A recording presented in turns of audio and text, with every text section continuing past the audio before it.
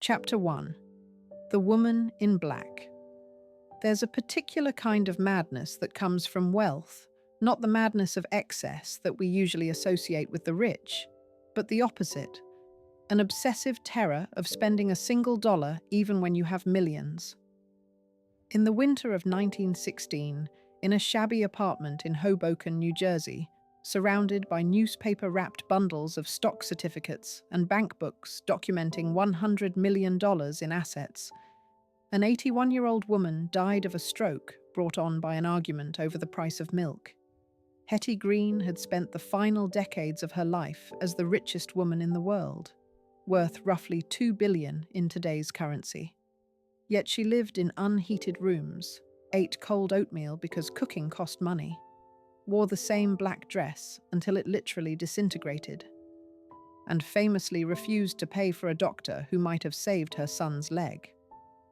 Before we dive into the most extreme case of miserliness in history, a psychological descent into how unlimited wealth can create unlimited terror of losing it, hit that subscribe button right now. Because what you're about to discover is the dark side of accumulation. What happens when making money becomes the only thing that matters and spending it becomes impossible? Turn on notifications because we're exploring the mind of a woman who had everything and lived like she had nothing, whose billion-dollar fortune couldn't buy her warmth, comfort, or the ability to enjoy a single dollar she'd accumulated. Drop a comment telling us whether you think Hetty Green was mentally ill or the most rational person who ever lived. And share this video, because The Witch of Wall Street is the ultimate cautionary tale about what wealth does to the human soul when taken to its logical extreme. Subscribe now, because understanding Hetty Green changes everything about how we see greed, frugality, and the actual purpose of money. This is the story of Henrietta Howland Robinson Green, born into wealth, married into more wealth, who spent 60 years accumulating a fortune through ruthless financial brilliance and equally ruthless personal deprivation. This is the story of a woman who was smarter than almost every man on Wall Street, who could read a balance sheet better than J.P. Morgan, who predicted market crashes that ruined her competitors, who built a fortune that should have provided luxury beyond imagination, and who chose, or was compelled by some psychological damage, to live in poverty while sitting on mountains of cash. This is the story of how her son lost his leg because she wouldn't pay medical bills, how she moved constantly to avoid paying taxes, how she fought with landlords over pennies while holding millions in government bonds. And this is the story of what her money couldn't buy: warmth, connection, trust, joy, the ability to spend a dollar without experiencing physical pain. Hetty Green was born Henrietta Howland Robinson on November 21st, 1834, in New Bedford, Massachusetts, into a family that was already wealthy from whaling. Her father, Edward Mott Robinson, was a successful whaling merchant and investor. Her mother, Abby Howland, came from another prominent whaling family. The Howlands were among New England's wealthiest.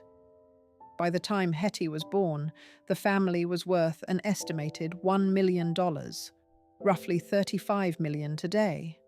But the Robinson household was not happy or warm. It was cold, disciplined, focused entirely on money. Edward Robinson was obsessively frugal, despite his wealth. He maintained habits from his earlier poverty. He watched every penny, criticized any waste, saw spending money as moral failure. Hetty's mother was chronically ill, bedridden for much of Hetty's childhood. The house was quiet, joyless, dominated by anxiety about money despite having plenty. Hetty's early education focused on finance. Her father taught her to read financial newspapers before she could read novels. By age 6, she was reading stock tables to her grandfather. By age 8, she was opening her father's financial correspondence. By age 13, she was keeping his account books. This was unusual for girls in the 1840s, but Edward Robinson had no sons, and he needed someone to understand his business. He trained Hetty the way he would have trained a son, in finance, in accounting, in the ruthless assessment of investment opportunities. But he also transmitted his pathological frugality, his terror of spending, his belief that every dollar spent was a dollar lost forever. Hetty learned that accumulation was virtue, that spending was sin, that the purpose of money was not to enjoy, but to accumulate more. When Hetty was 20, her mother died, leaving her approximately $8,000, about $300,000 today. When Hetty was 30, her father died, leaving her approximately $5 million, about $175 million today. She was now one of the wealthiest unmarried women in America, and she was psychologically incapable of spending any of it. Chapter 2: The Financial Genius. To understand Hetty Green's story, you need to understand that she wasn't just crazy, she was brilliant, one of the shrewdest investors of her era.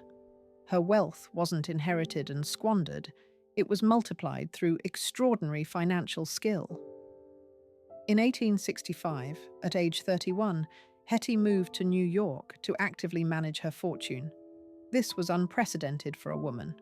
Wall Street was entirely male, women didn't have offices, didn't trade stocks, didn't negotiate loans. Hetty did all of it.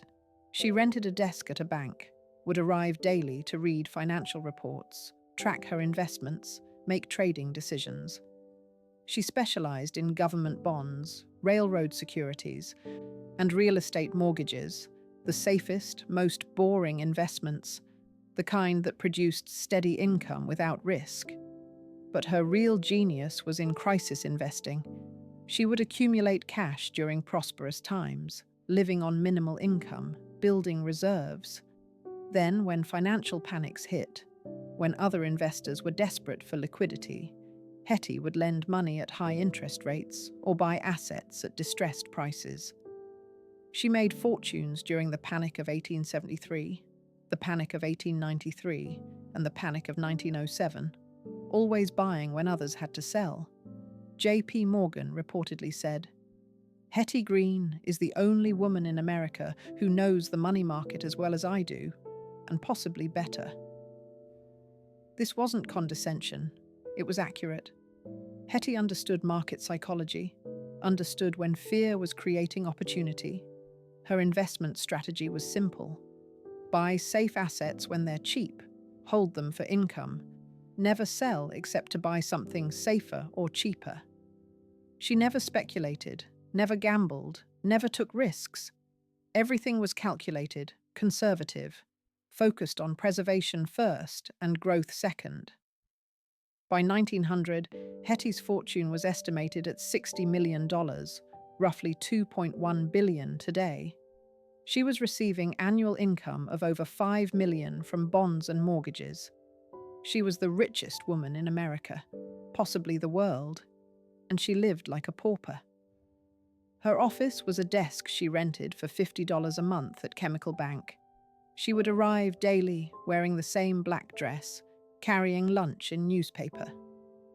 The lunch was usually cold oatmeal, prepared at home because she refused to buy food from restaurants. She would work at her desk reviewing investments, clipping bond coupons, negotiating loans, often for 8 or 10 hours. Then she would return to whatever cheap apartment she was currently renting, usually in unfashionable neighborhoods where rent was low. She moved constantly, averaging a new address every 6 months, partly to avoid establishing legal residence anywhere, which would have made her liable for taxes. She owned no property in her own name. Everything was held through trusts and shell companies. She was invisible to tax authorities. Her clothes were famously threadbare. She wore the same black dress every day until it fell apart. Then she would buy the cheapest replacement she could find. She washed her underwear herself rather than pay for laundry. She never used heat in winter, would wear multiple layers instead. She ate the cheapest food, mostly oatmeal, crackers, dried fish, things that didn't require cooking. People who knew her described her appearance as shocking, Here was a woman worth millions, dressed like a washerwoman, smelling of unwashed clothes, looking malnourished. But Hetty's frugality extended beyond her personal life. It infected every relationship, every interaction. She was famous on Wall Street for arguing over tiny amounts. She would dispute a $5 bank fee for hours, would threaten to pull millions in deposits over quarters. She would negotiate the interest rate on million-dollar loans to the eighth of a percentage point, squeezing every possible cent. She never gave to charity, never donated to causes, never helped anyone financially unless there was clear profit. When asked why she didn't give money away, she said, "I earned every penny. Why should I give it to people who didn't earn it?" Chapter 3. The Son's Leg. The most famous and tragic story about Hetty Green's miserliness involves her son, Ned, and whether or not it's entirely true is debated. But the legend reveals how she was perceived. Ned Robinson Green was born in 1868, when Hetty was 34. His father was Edward Henry Green, a wealthy man Hetty had married in 1867. The marriage was itself transactional. Edward had his own fortune, and the prenuptial agreement kept their finances completely separate. Neither could touch the other's money. This arrangement, unusual for the time, suited Hetty perfectly. She didn't want a husband who might spend her fortune. Ned grew up in a strange environment. His mother was worth millions, but they lived in shabby apartments, moved constantly, never had luxury. In 1888, when Ned was about 20, the incident that would define Hetty's reputation occurred. According to multiple contemporary accounts, Ned injured his leg, a sledding accident that caused a minor injury. The injury became infected, developed into something more serious, but Hetty refused to pay for proper medical treatment. She allegedly took him to a free clinic for the poor, demanding treatment while refusing to identify herself. When clinic staff recognized her, she fled rather than pay, eventually treating the leg herself with home remedies. The infection worsened, spread to the bone. By the time Hetty finally paid for medical care, the leg was beyond saving. It was amputated above the knee. When Ned was in his early 20s, multiple newspapers reported this version, and it became the defining story about Hetty. The woman so cheap she let her son lose his leg. Hetty denied it, claimed the leg was lost to illness, not neglect, but she never provided details that refuted the story. What's clear is that Ned did lose his leg, that Hetty's extreme frugality was real, and that the story was plausible enough that everyone believed it. Whether literally true or not, it revealed how Hetty was seen, as a woman for whom money was more important than her child's well-being. After the amputation, Ned lived with Hetty on and off throughout his life. She provided minimal support. He had an allowance, but it was restricted. He was not allowed to work in finance. She didn't trust him with money, didn't believe he had the discipline. Instead, he pursued hobbies. He loved trains, eventually became known for his collection of locomotives. But he lived under his mother's financial control. Even as a grown man, he had to ask permission for expenses. Contemporary accounts describe him as a somewhat sad figure, the son of the richest woman in America, who had to justify spending $50. His relationship with his mother was complex. He stayed loyal to her publicly, but letters discovered after his death revealed deep resentment. "She has millions, and I have an allowance like a child," he wrote to a friend in 1905. "I am 40 years old and must ask permission to buy a suit." Chapter 4. The Psychology of Deprivation. Understanding. Hetty Green requires examining the psychology of extreme miserliness. What was happening in her mind that made spending money psychologically painful? Modern psychologists who have studied her case suggest several possible explanations. First, the childhood conditioning, her father's pathological frugality, the household dominated by anxiety despite wealth. the constant message that spending was wrong. This created deep neural pathways associating spending with danger, with disapproval, with the terror of poverty. Even when Hetty was worth millions, spending money triggered the same fear response as if she were penniless. Second, the trauma of her mother's illness and death. Hetty's mother was chronically ill, bedridden, eventually died when Hetty was 20. Some psychologists suggest Hetty associated spending money with her mother's suffering, with medical expenses that couldn't save her. If spending money on doctors couldn't save her mother, what good was money? Better to accumulate it, to have the security it represented. Third, the gender dynamics of her era. Hetty operated in a world that told women they couldn't manage money, that they needed male guidance. Her response was to become hyper-competent, to prove she was better than any man, and part of that proof was extreme frugality. She could demonstrate financial discipline that men couldn't match, could show that she valued every penny more than they did. Fourth, the addiction of accumulation. Making money was what Hetty was good at. It was where she received validation. Spending money meant the game stopped, accumulation stopped. She lost the thing that made her feel competent and powerful. So she never spent, she just accumulated, constantly, because accumulation was where she found meaning. Fifth, and perhaps most importantly, the complete inability to trust anyone. Hetty's early life was marked by conflicts over inheritance. Her aunt Sylvia Howland died in 1865, leaving money to charity rather than to Hetty. Hetty contested the will, claiming Sylvia had promised her the fortune, spent years in litigation, eventually lost. This experience convinced Hetty that everyone wanted her money, that any kindness was manipulation, that trust was dangerous. She extended this distrust to everyone: banks, lawyers, family members, even her own children. Money was the only thing she could trust, because money was quantifiable, controllable, unlike humans who might betray her. So she held on to money, literally and figuratively. She physically kept stock certificates and bonds in her apartment, wrapped in newspaper, so no one else could control them. She wouldn't put money in banks unless absolutely necessary, wouldn't hire assistants, wouldn't delegate anything. Everything had to be under her direct control, because control was the only way to feel safe.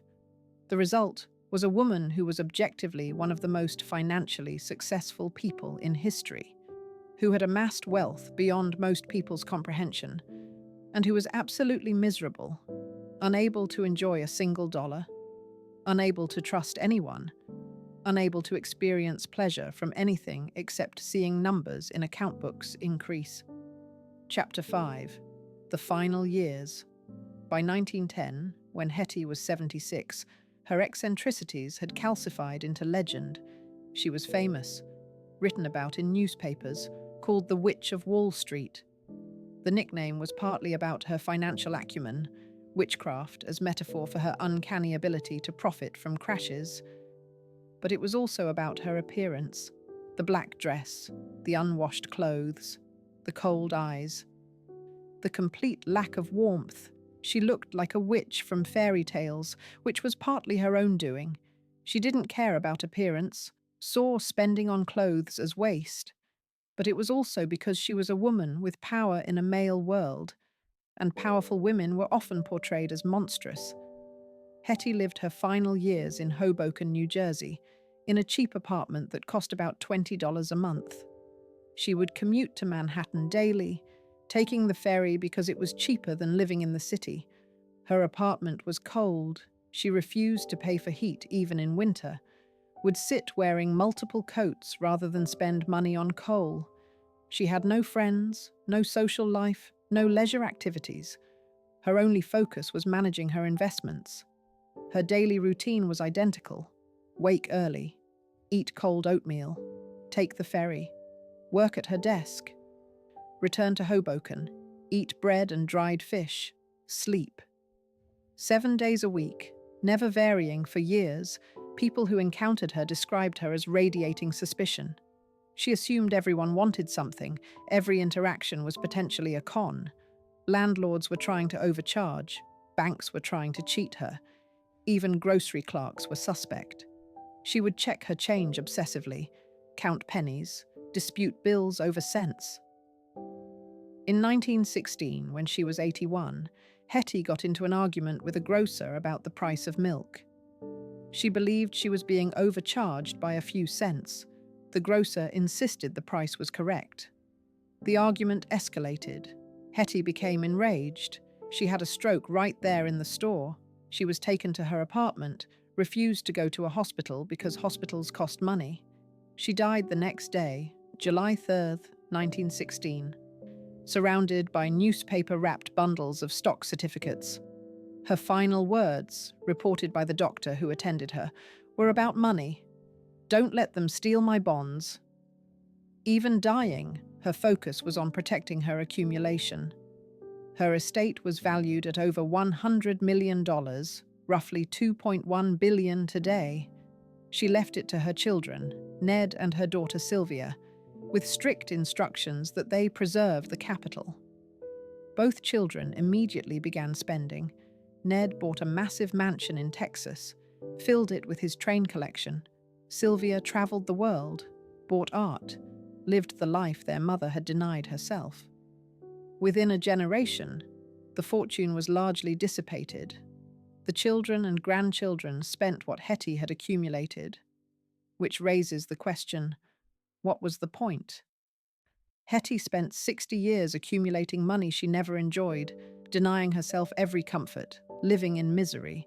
She died wealthy and alone, and within decades, the money was gone. Anyway, Chapter 6, The Legacy of Accumulation. Hetty Green's story forces uncomfortable questions about the purpose of wealth, about the relationship between money and happiness, about whether accumulation can become pathology. In pure financial terms, Hetty was extraordinarily successful. She took an inheritance of $5 million and turned it into $100 million. She did this through skill, discipline, intelligence, outperforming almost every professional investor of her era. If wealth accumulation is the goal, she won. She was one of the most successful accumulators in history. But what did she win? She lived in poverty, despite wealth, wore rags, despite being able to afford any clothing, ate gruel, despite being able to afford any food. She had no friends, no warm relationships, no joy, no comfort, no security, despite having every security. She died alone in a cheap apartment, her final moments spent worrying about bonds. So what was the point of the $100 million? The standard answer is that she was mentally ill, that her frugality crossed from sensible to pathological. And that's probably true. The childhood trauma, the learned associations, the inability to trust.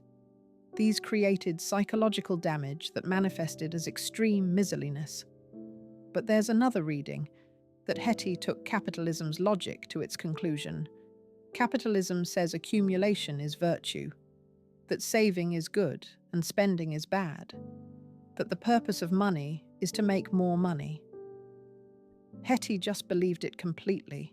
She never questioned whether the money should be used for something. She just accumulated. She was the perfect capitalist, never consuming, always accumulating, turning every dollar into more dollars. And the result was misery, because accumulation without purpose is meaningless. Money is supposed to be a tool, a medium of exchange that allows you to get things you need or want. But for Hetty, money became the end, not the means. Having it was the goal, not using it.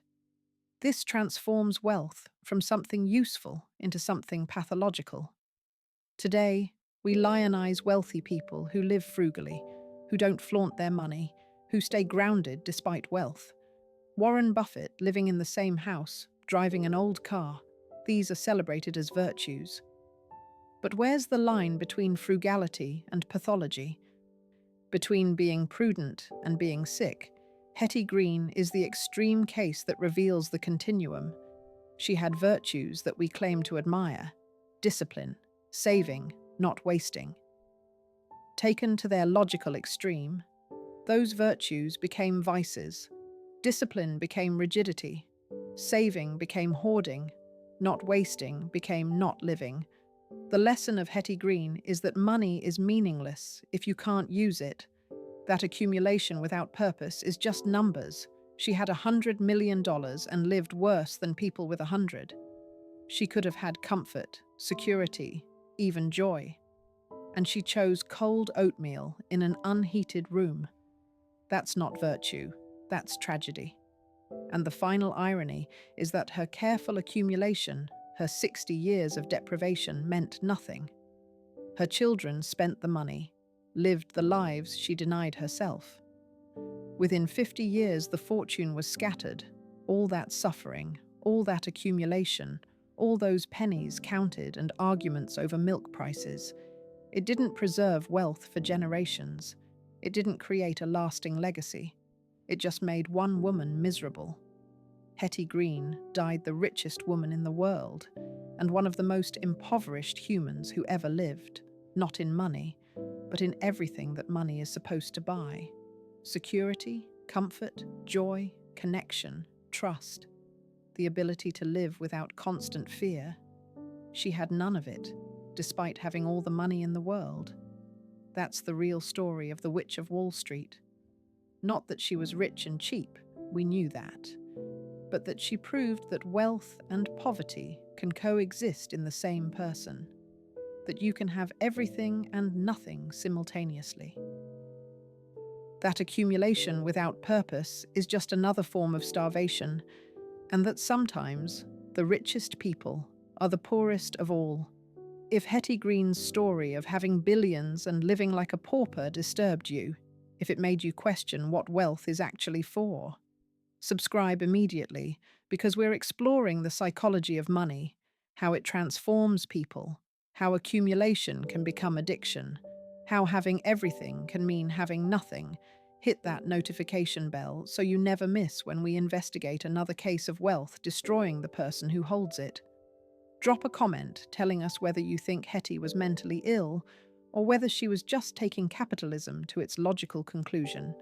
And share this video because The Witch of Wall Street is the ultimate cautionary tale about confusing money with life, about accumulation without purpose, about winning the game and losing everything that matters. Subscribe now, because understanding that the richest woman in the world lived in misery changes how we see wealth, success, and what it means to actually have enough.